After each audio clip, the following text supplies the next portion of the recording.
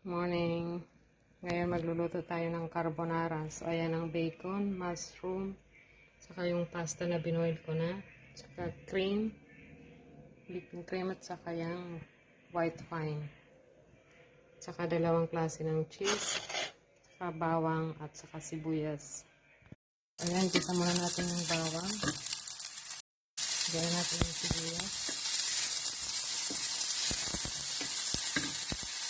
Ilagay na natin yung bacon.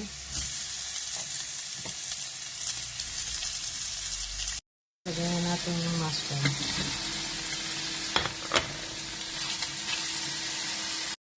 Ilagay na natin yung wine.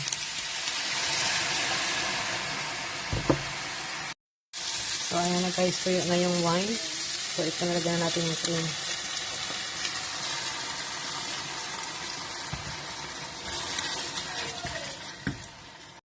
So, ayan na guys, kumulo na siya. Ilagay na natin yung noodles, pasta.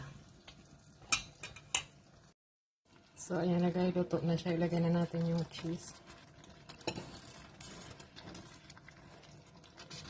Guys, ang ating salad. Soup, broccoli, carrots.